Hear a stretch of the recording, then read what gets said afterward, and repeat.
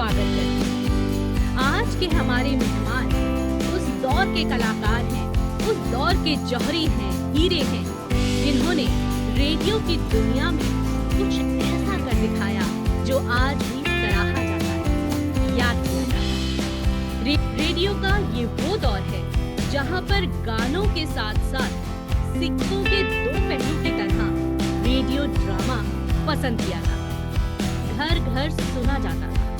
ये वो दौर था जहाँ परिवार के साथ, मोहल्ले के साथ बैठकर बातों को सुना जाता, उनसे संस्कार लिए जाते थे। ये आज भी हमारी यादों में इस तरह से घुल गए हैं जैसे हमारे अपनों की मेमोरीज, यादें, बातें। इतना सराहा जाना यूं आसान नहीं होता, क्योंकि उसके पीछे कड़ी मेहनत और जुनून होता है। आज मैं जिस शख्स की बात कर रही हूँ वो और कोई नहीं, एक बहुत ही अच्छे वॉइस आर्टिस्ट, निर्देशक, कलाकार होने के साथ साथ जिंगल्स में उनका जो नाम है वो उनका कोई सानी नहीं है। आज बहुत कुछ सीखने का जो अवसर हमें मिलने वाला है, मैं उसके लिए बहुत एक्साइटेड हूँ।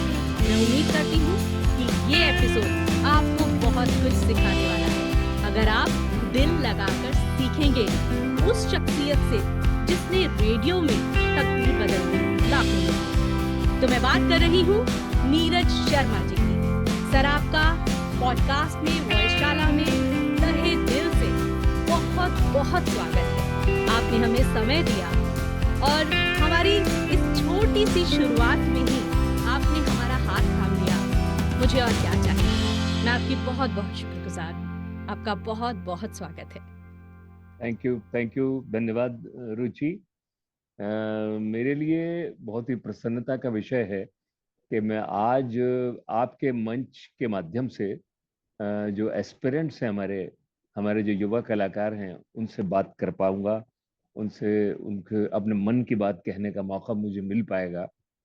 ये परंपरा है, जैसे संगीत में घरानों की परंपरा होती है, नृत्य कला में घरानों की परंपरा होती है, जी, उसी प्रकार से ये विधा की परंपरा है। बिल्कुल। और जिस वक्त ये मुझको सिखाया गया, मेरे गुरु मुझे मिले, कहते हैं कि गुरु शिष्य को ढूंढ लेता है, तो मेरे गुरु ने मुझे ढूंढ लिया जी। और मुझे उन्होंने जो ट्रेनिंग देने की कोशिश की और जो कुछ भी मैं कर पाया, तो एक समय ऐसा आया कि मुझे मेरे सीनियर्स ने भी कहा कि हुँ, भाई, हुँ। जो आपके पास है वो आप दूसरों को क्यों नहीं हुँ, देते, हुँ, अपने जैसा किसी को क्यों नहीं बनाते। हुँ। तो मेरे दिमाग में ये विचार आया कि मुझे भी ऐसा कुछ करना चाहिए कि जो मेरे पास है, जब तक मैं इस दुनिया में हूँ तब तक मैं उसको दूसरों से साझा करूं, और ताकि वो विधा, वो परंपरा, वो सब बातें, वो अनुभव, वो विचार, वो जो एक पीरियड है सफर का, वो सबसे साझा कर सकूं। जी। और अगर मैं दुनिया में ना हूं तो मेरा सफर तो यहाँ हो, और उससे हमारे जो युवा हैं वो लाभ उठा सकें। तो यही मेरे जीवन का उद्देश्य है, और इसीलिए मैं ये सारे कार्य कर रहा हूँ। तो आपका धन्यवाद बहुत बहुत कि आपने मुझे अपने मंच पर आमंत्रित किया और मैं बात कर पा रहा हूँ। सर, आपने बहुत ही प्यारी बात कही। ये बिल्कुल सच है। ये एक ना अच्छे आर्टिस्ट का हृदय है। बाँटना एक कलाकार को ही आता है। उसका दिल इतना बड़ा होता है कि वो समाज में खुशियाँ बाँटना चाहता है, अपने तजुर्बे बाँटना चाहता है। और आपका तजुर्बा तब का है जब रेडियो का एबीसी शुरू हुआ। और आपने उसे इस तरह से मोतियों की तरह पिरो दिया, जिस तरह आप अपना वॉइस ओवर करते हैं, इतना खूबसूरती से, शब्दों पर इतनी पकड़, तो इतनी जो मेहनत है, मुझे लगता है आज भी मैं अगर कभी फुर्सत मिले तो भोर देखना पसंद करूँगी। आपके ऑडियो ड्रामा कहीं सुनने को मिल जाएँ तो मैं वो सुनना पसंद करूँगी, क्योंकि वो मेरा बचपन है। मैं क्या, 80-90 के दशक के हर बच्चे का वो बचपन है। इवन पेरेंट्स वो सुनते थे, दादा-दादी नुक्कड़ पर, घर में, चौराहों पर, सड़कों पर, छत पर, किनारे पर, जहाँ सिग्नल की भी इश्यूज़ थे। मुझे लगता है उस समय तो इतनी सुविधाएँ नहीं थीं। बचपन में क्या हुआ, जैसे मैंने अभी ज़िक्र किया कि एक मोहल्ले में टीवी है, रेडियो है, किसी ने चला रखा है तो कान वहीं है। उस कहानी पर है, उस बात पर है, उस गीत पर है और उसे सुनने की पूरी कोशिश कर रहे हैं। जिस तरह पेरेंट्स का संस्कार देने में पूरा हाथ होता है, टीचर्स का हाथ होता है, तो मुझे लगता है हमारे ज़माने में ना दूरदर्शन और रेडियो का भी उतना ही गहरा हाथ रहा, उतना ही सहयोग रहा, इतनी अच्छी बातें कही जाती थीं कि उसका एक असर, गहरा असर, एक सीख हमें दी जाती थी और ये बहुत बड़ी चीज़ है। तभी पेरेंट्स कहते थे कि बैठो, सुनो, क्या कह रहे हैं, सीखो कुछ। तो ये जो संस्कार आपसे मिले, ये बहुत बड़ी बात है। मैं ये जानना चाहती हूँ कि आपके बचपन में कब से आपने कितनी वैसे तो यूँ तो मुझे मालूम है कि बहुत जल्द आपकी शुरुआत हुई, मगर आपने जब पहली बार रेडियो को सुना, तो आपका अनुभव क्या था? और क्या आपने सोचा कि आज सुन रहा हूँ, कल मैं रेडियो पर मेरी आवाज़ दुनिया सुनेगी? रुचि, मैं बहुत ही छोटी अवस्था में था। सन 62 की बात जी, है। जी। रेडियो सुनने का मौका मुझे मिलता था। चीन की लड़ाई हो रही थी हुँ, और हुँ। हमारे देश के प्रधानमंत्री पंडित जवाहरलाल नेहरू रेडियो पर बोला करते थे। तो मेरे फादर को न्यूज़ सुनने का बड़ा शौक था। तो हुँ, हमारे घर में रेडियो नहीं था। तो एक बालकनी थी, हमारी बुआ रहती थी बराबर में, हुँ, हुँ। और वहां से वो खबरें सुना करते थे, चूंकि उनके घर में रेडियो था। हुँ। सन 62 की लड़ाई हो रही थी और मेरे फादर को खबरें सुनने का शौक था। तो बराबर में हमारी बुआ के यहाँ रेडियो था, तो बालकनी से मेरे फादर न्यूज़ सुना करते थे, तो हम भी सुना करते थे उसको। तो तब से रेडियो सुनने का एक शौक सवार हुआ और वो शौक जुनून में बदलता चला गया। ये सारी कहानी मैंने अपनी पुस्तक में लिखी है, माइक का जी, दीवाना। जी, लेकिन मैं आपको मुख्य मुख्य बातें बताता हूँ। जी। मैं ये सोचा करता था कि ये रेडियो से आवाज कहाँ से आती है। हुँ, हुँ। क्या रेडियो के पीछे, रेडियो के अंदर कुछ लोग, म्यूजिशियंस, बोलने वाले छुपे बैठे हैं। इतना छोटा सा रेडियो, और ये हुँ, अंदर कैसे बैठे हैं। तो मैंने बड़ी कोशिश की, और करने कराने के बाद मुझे कुछ समझ में नहीं आया कि ये क्या है। तो हुँ, बहरहाल मैं रेडियो की सुइयां, हमारे घर में रेडियो आया तो रेडियो की सुइयां घुमाते घुमाते एक दिन मैं नाटक मैंने सुना, बहुत सारे प्रोग्राम सुने, तो उनमें दिलचस्पी पैदा होने लगी। हुँ, तो हुँ, अकेले में मैं उन नाटकों के संवाद को दोहराया करता था, हुँ, हुँ, याद किया करता था। तो स्कूल के अंदर भी मुझे काम करने का मौका मिला स्टेज पर। फिर धीरे धीरे मैं युववाणी पहुंच गया, और युववाणी के बाद जो मेरा ये सफर शुरू हुआ आकाशवाणी का, तो मुझे गुरु मिल गए वहाँ। श्रद्धेय स्वर्गीय श्री सत्येंद्र शरत, वो मेरे हुँ, गुरु हुँ, हैं। हुँ, हुँ, और मैंने पुस्तक में भी लिखा है कि पुरानी दिल्ली के एक साधारण से बालक हुँ, हुँ, नीरज को उन्होंने आज का नीरज शर्मा बना दिया। तो हुँ, ये मेरे गुरु का ही सारा का सारा कमाल है, जो मेरे गुरु इस काम को उन्होंने किया और मुझे सारी ऐसी स्थिति में वो ले आए। तो तब से बड़े सौभाग्य की बात है कि मैं तीसरे नाटक से ही हीरो बन गया था। और वो नाटक जब ब्रॉडकास्ट हुआ, गोपाल दास जी का लिखा हुआ नाटक था पूतों फलो, और उस 45 मिनट के नाटक में 30 मिनट मैं बोलता था, क्या मोनोलॉग था। बात! 30 मिनट आपको अ, मिले। ओह! हाँ, और 5 दिन रिहर्सल हुई, और रिहर्सल के बाद 7:30 बजे रिकॉर्डिंग खत्म हुई शाम को, जी। और रात को 9:30 बजे ब्रॉडकास्ट था। हुँ, तो गोपाल सक्सेना जी, जो प्रोडक्शन असिस्टेंट थे हुँ, शरद हुँ, जी के, वो हुँ, हुँ, 9:28 पर टेप लेके स्टूडियो पहुंचे, और 9:30 बजे ब्रॉडकास्ट था। हम घर पे बैठे हुए थे। हुँ, हमने बड़ी पब्लिसिटी कर हुई थी कि मेरा नाटक आएगा आकाशवाणी दिल्ली से। तो घर पे सुना, तो सुनने के बाद ये विश्वास नहीं हुआ कि ये मेरी आवाज है, मैं ही बोल रहा हूँ। और रुचि, कुछ ऐसी गुरु कृपा हुई मुझ पर। भगवत कृपा के बिना गुरु नहीं मिलते, जी, और गुरु कृपा के बिना कुछ नहीं मिलता। तो कुछ मैं नहीं। कहूंगा गुरु कृपा हुई ऐसी कि अगले दिन से ही लोग पूछने लगे कि ये आवाज किसकी थी। और मैं उस वक्त का रेडियो ड्रामा सेंसेशन बन गया, हुँ, और हुँ, सब हुँ, लोग मुझे ढूंढने लगे, मैं मिला सबसे। तो हुँ, इस तरह हुँ, मेरी शुरुआत हुई रेडियो हुँ, हुँ, नाटक की। हुँ, हुँ, हुँ, और मुझे बहुत कुछ सिखाया मेरे गुरु ने, डिसिप्लिन सिखाया, हुँ, हुँ, नाटक की पंक्चुएशन सिखाई, नाटक माइक्रोफोन के सामने कैसे खड़ा हो जाता है, कैसे बोला जाता है, माइक्रोफोन से डिस्टेंस, पर्सपेक्टिव, दाएं बाएं ब्लोज अगर आ रहे हैं तो उनको अवॉइड कैसे किया जाए, कैसे माइक्रोफोन के सामने अपने अपने आप को एक्सप्रेस करना है। क्योंकि रेडियो नाटक में तो आपके पास सिर्फ माइक्रोफोन है और स्क्रिप्ट है, बाकी तो कुछ नहीं है ना, कुछ ना नहीं मेकअप है, है, ना कॉस्ट्यूम है, सब क्रिएट करना है और ऐसे बोलो कि सामने एक चित्र आ जाए। चित्र आ जाए। तो ये सब करते करते उन्होंने मुझे जो सिखलाया, तो सीखते सीखते सीखते ऐसी स्थिति आ गई कि मैं बड़े बड़े रोल करने लगा। मैं ये कहूंगा कि मुझसे कराए गए, हम्म। बहुत डिफिकल्ट कैरेक्टर्स कराए गए, जिसमें मुझे याद है कि शरद चंद्र का उपन्यास है काशीनाथ। जी। अ, वो प्ले मुझे पढ़ने के लिए दिया जाता था, हम्म। दिया गया, और मैंने उसको पढ़ा। और हम्म। पढ़ने के बाद मुझसे पूछा गया कौन सा चरित्र करोगे, तो मेरी तो हीरो की तरफ निगाह होती थी। मैंने कहा काशीनाथ। तो कहने हम्म। लगे ठीक है, फिर स्क्रिप्ट दी हम्म। गई।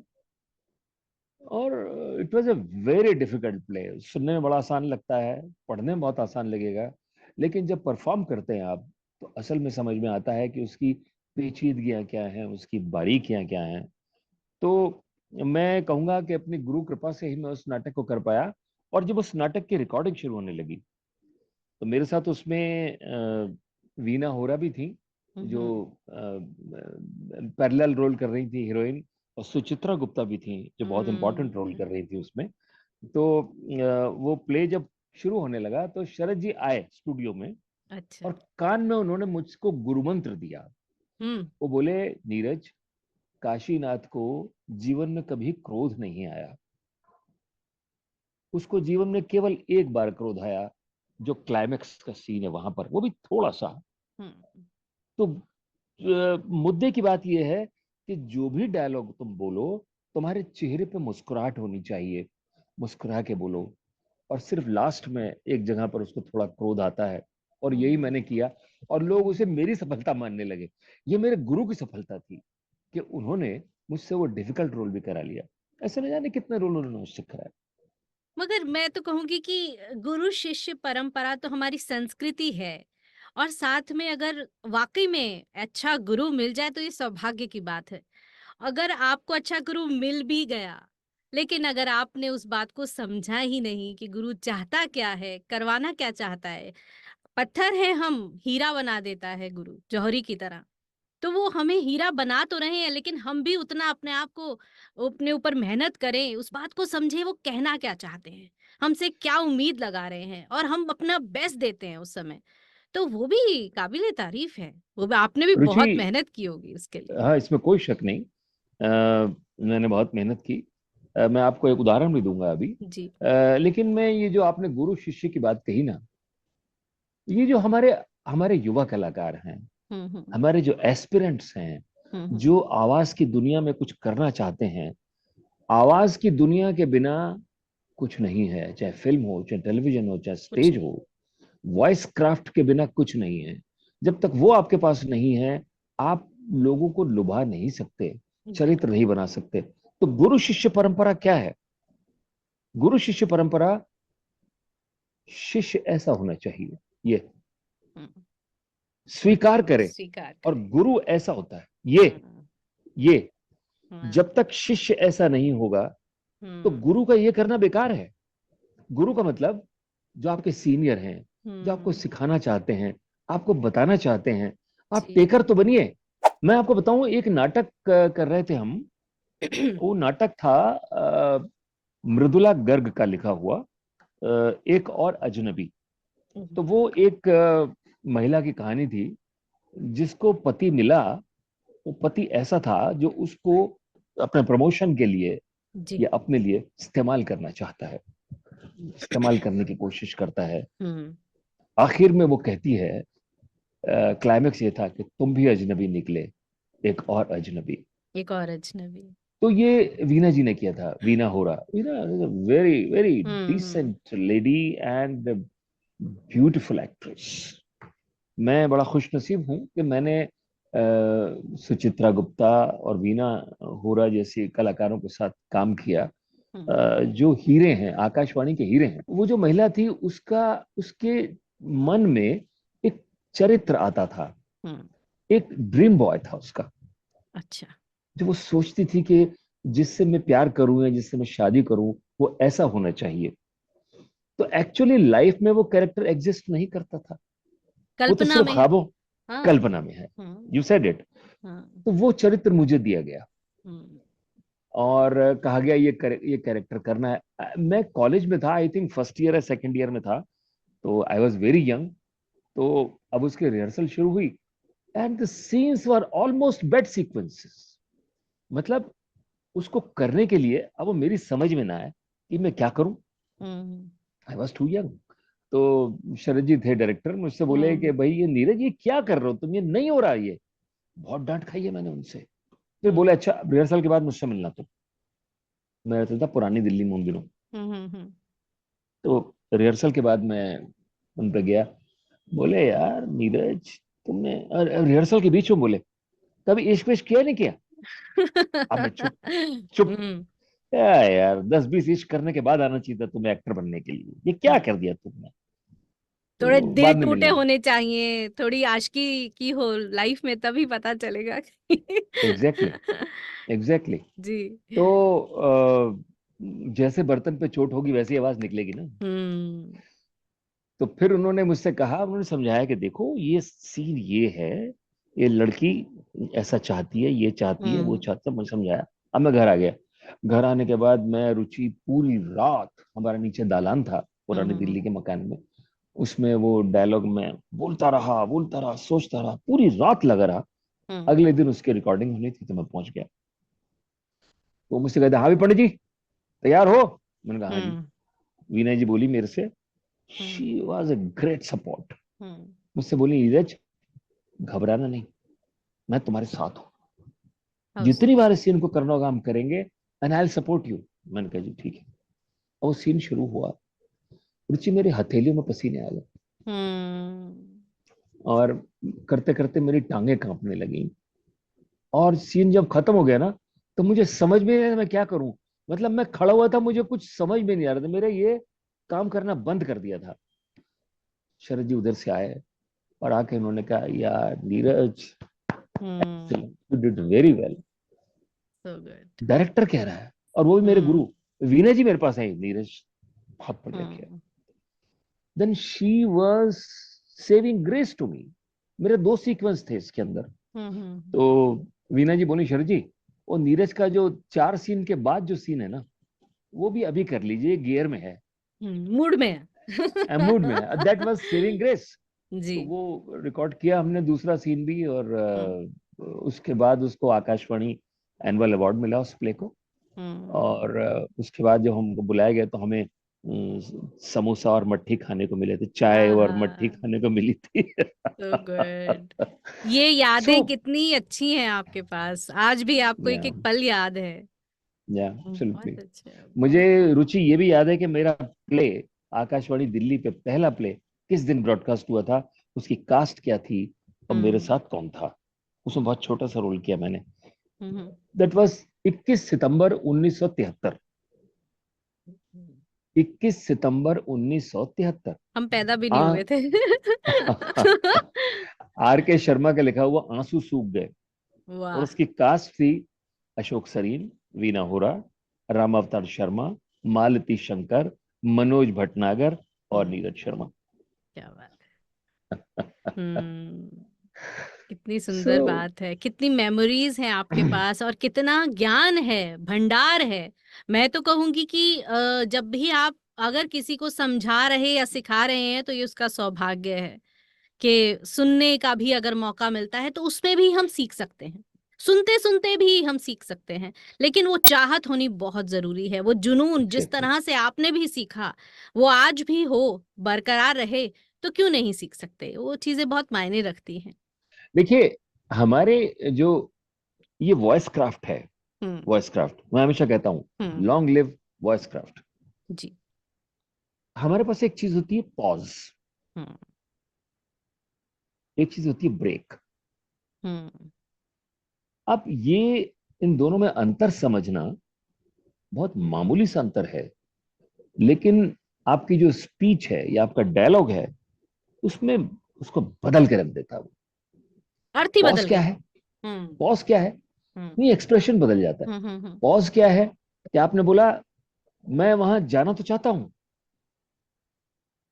लेकिन नहीं जाऊंगा, हम्म ये तो है पॉज।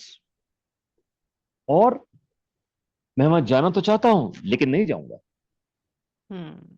This is break.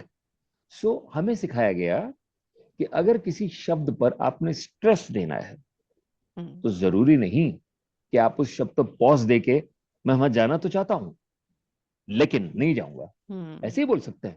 लेकिन मोर एक्सप्रेसिव कब होगा, मैं वहां जाना तो चाहता हूं लेकिन नहीं जाऊंगा।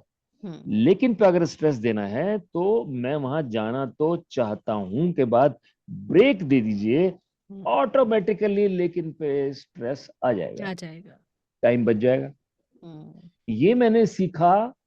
अ, शीला भाटिया दिल्ली आर्ट थिएटर चलाती थी हम्म। और वो नेशनल स्कूल ऑफ ड्रामा की तो सीनियर होती हैं, उनकी रेपर्टरी मैंने काम किया।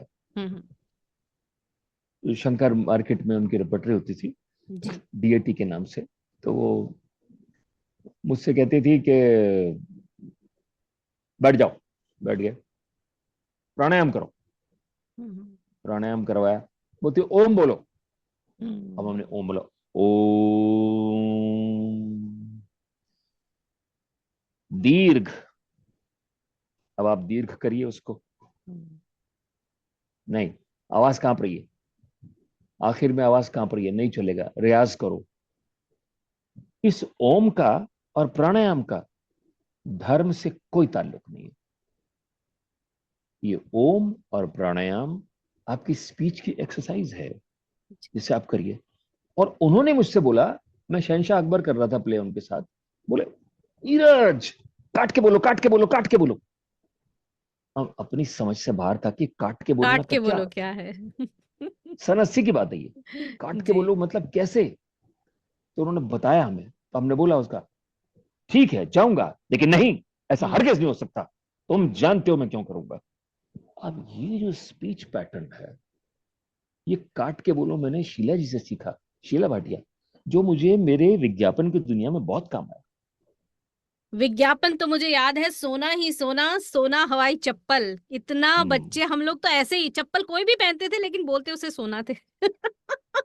चलते फिरते बस में है, कहीं जा रहे हैं, कहीं दुकान से कुछ खरीद रहे हैं, हर गाने के बाद ये एडवर्टाइजमेंट चलता था।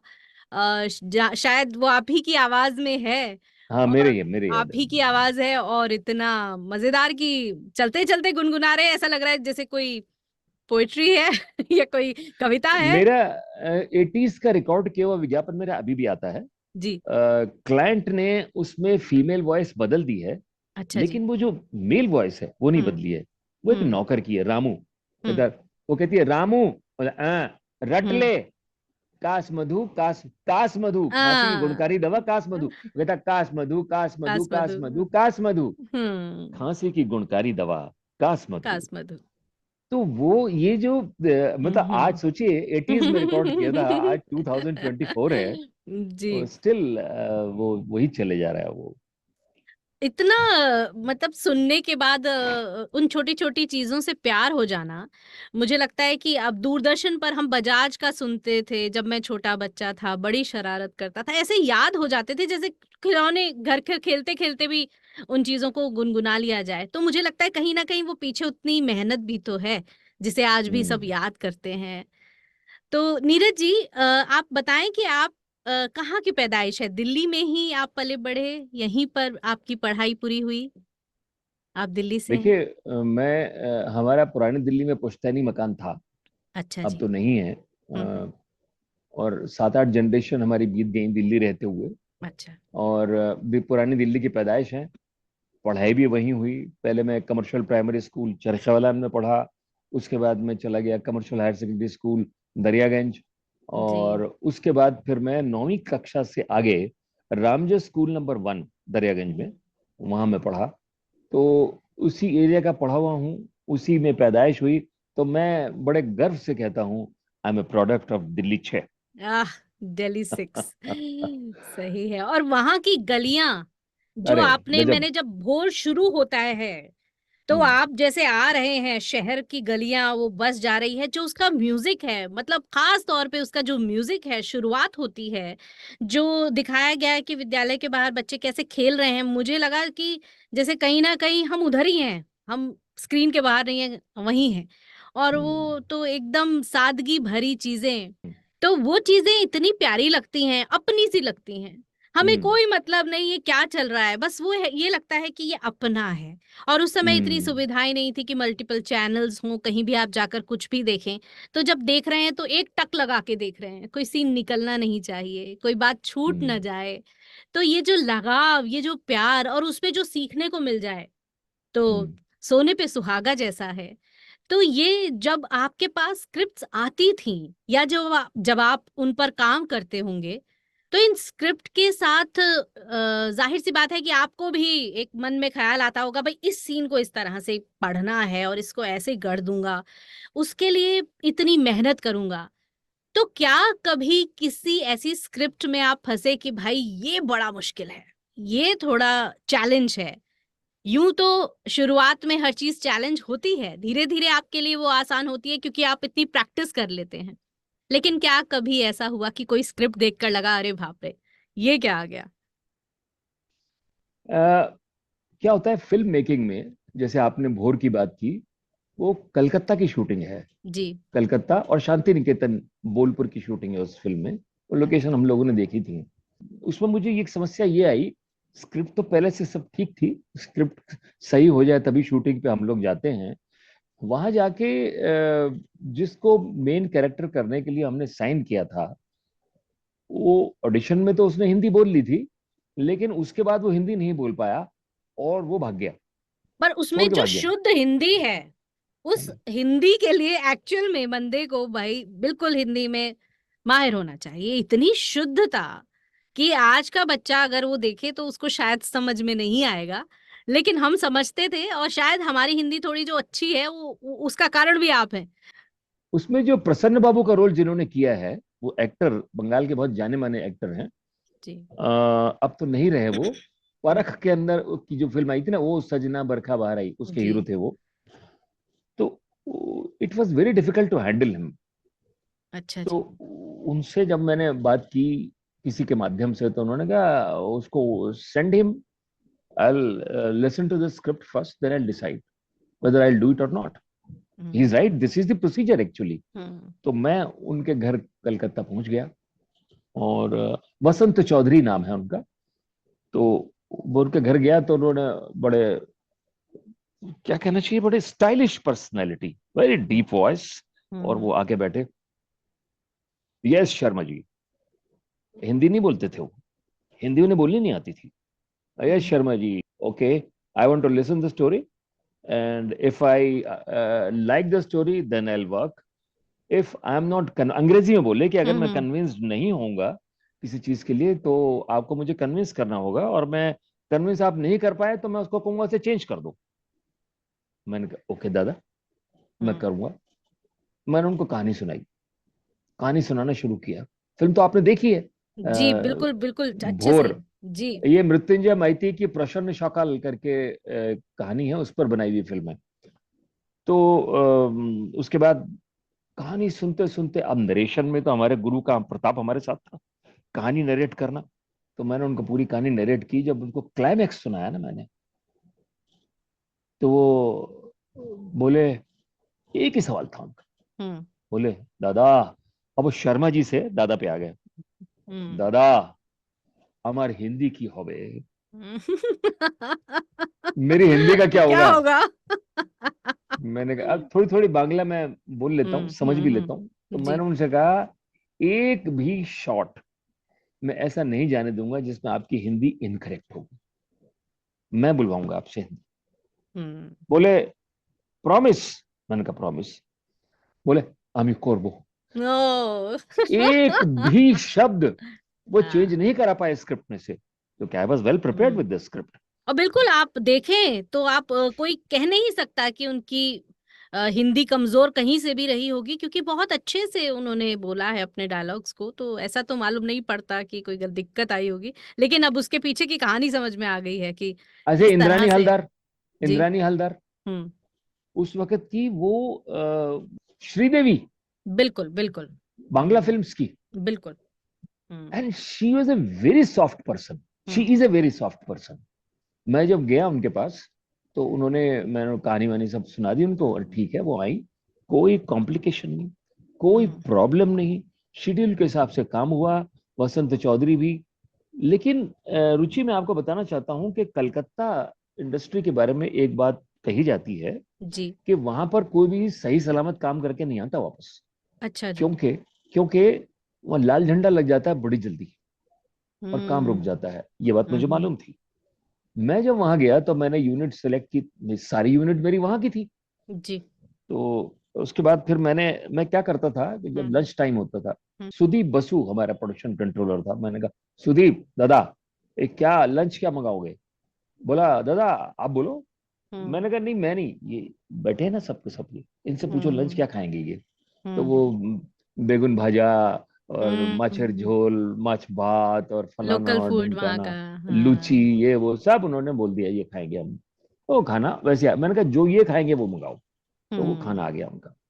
What I used to do, normally क्या होता है कि आप बैठे हैं, आप जो आपके जो हीरो है या हीरोइन है, आप उनके साथ बैठ के खाना खा रहे हम्म। हैं, या अपने कैमरामैन के साथ बैठ के वहां खाना खा रहे हैं। हम्म। मैंने प्लेट ली, खाना लगाया लंच टाइम में, और जो यूनिट के मेंबर थे, साउंड वाला, हम्म। असिस्टेंट्स, कैमरा असिस्टेंट, लाइट हम्म। मैन, फलाना, उनके बीच में जाके बैठ गया, हम्म। उनके साथ में खाना खाया करता था।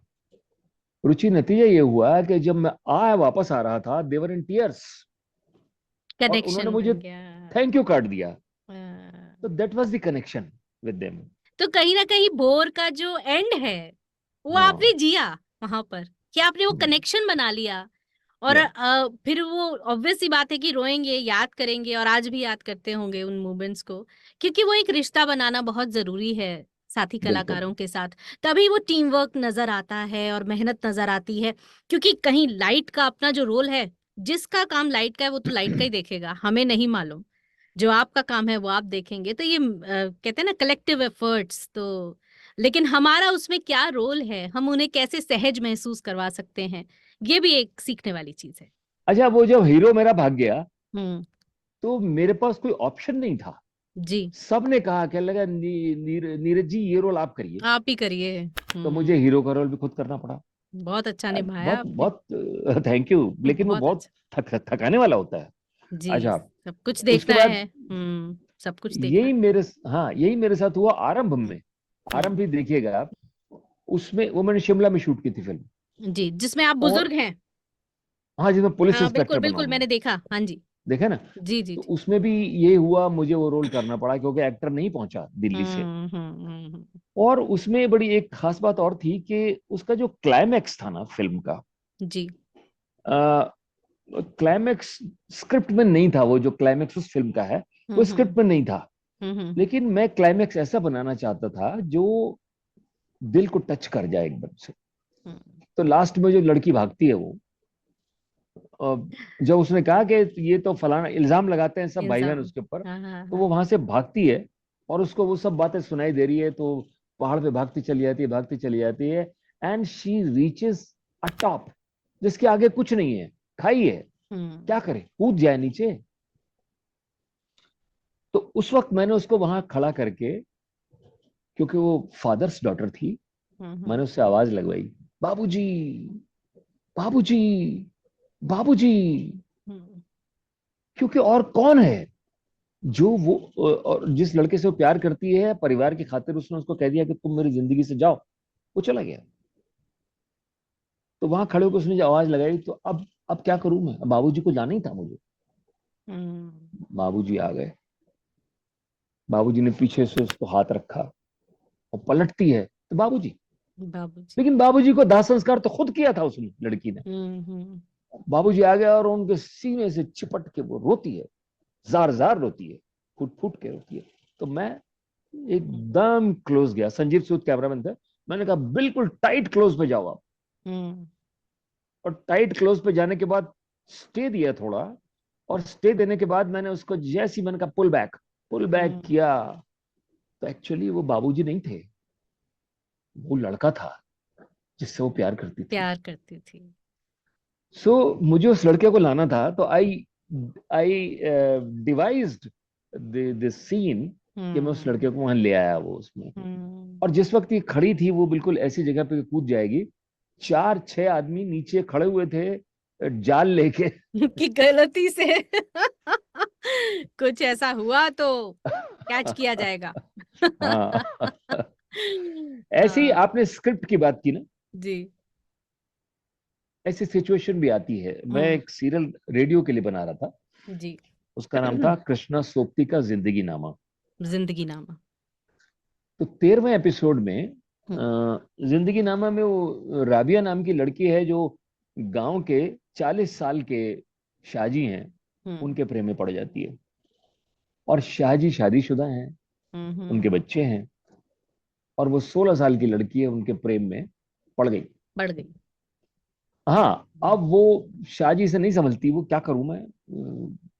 तो काशी शाह उनके भाई होते हैं, तो वो उससे बात करते हैं, उसे समझाने की कोशिश करते हैं, और लास्ट में कहते हैं, राबिया, शाहजी नु भूल जा, हम्म।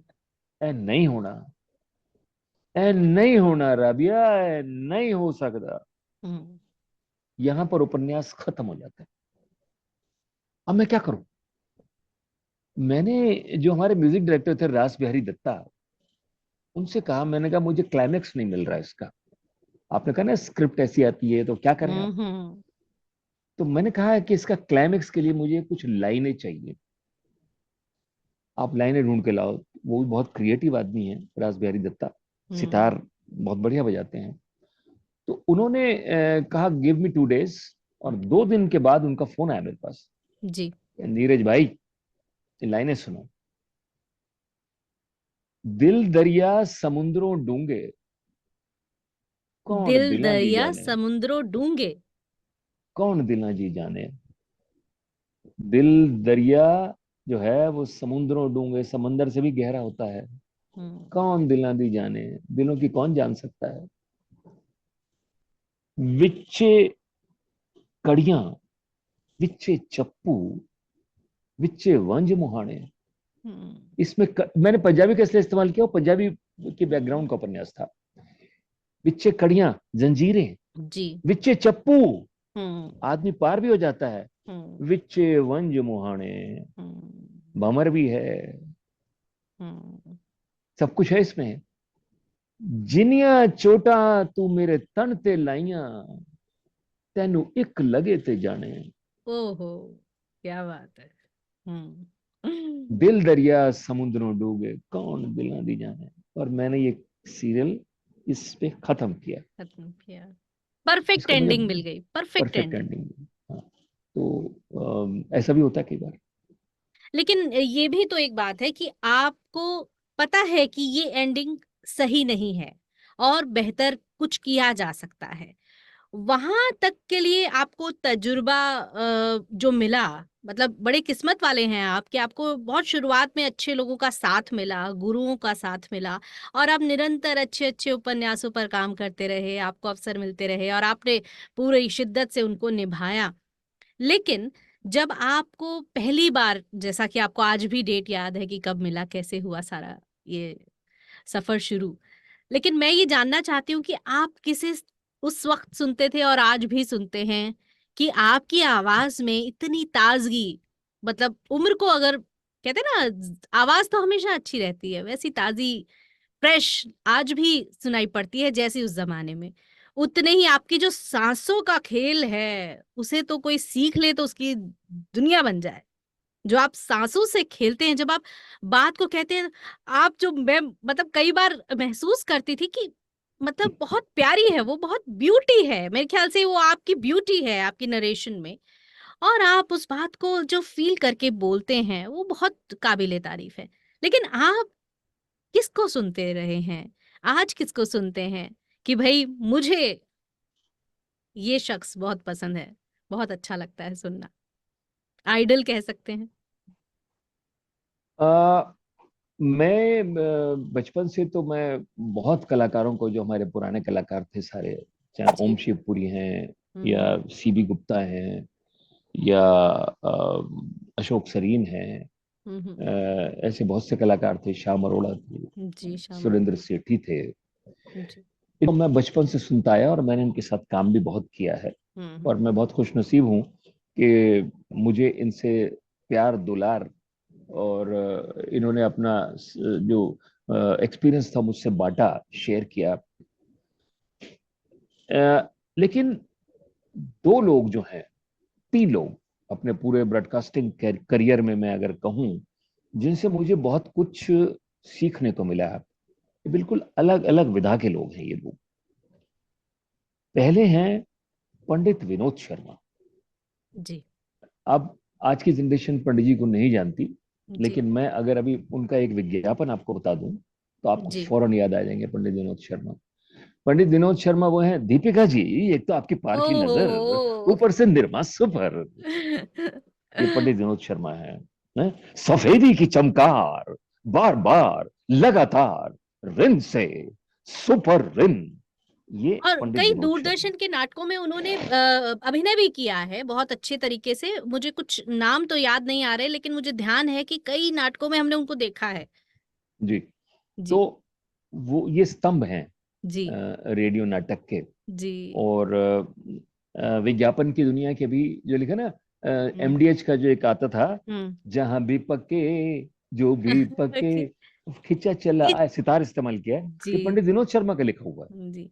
तो असली मसाले सच सच सच, सच। एमडीएच एमडीएच। एमडीएच, और वो लाइन यूनिवर्सल आज भी यूज होती है, आज भी। होती असली होती है। मसाले सच सच, उसी तरह अंदाज वही है।